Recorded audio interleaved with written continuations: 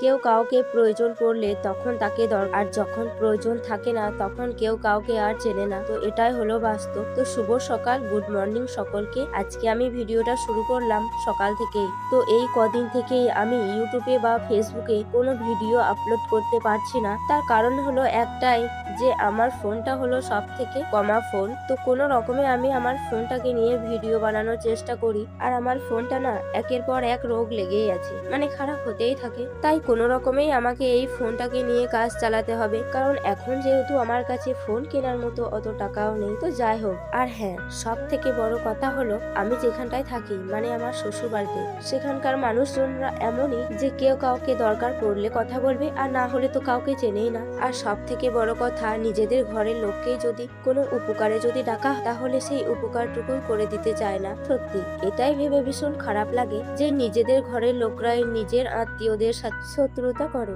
তো যাই হোক, কথায় কথায় আমার সকালের সমস্ত কাজগুলো এগিয়ে গেল। তো আজকের ভিডিওটা এটুকুই, দেখা হচ্ছে আবার পরবর্তী ভিডিওতে। আর হ্যাঁ, আমার কথাগুলো তোমাদের কেমন লাগলো অবশ্যই কিন্তু লাইক এবং সাবস্ক্রাইব করে দিও।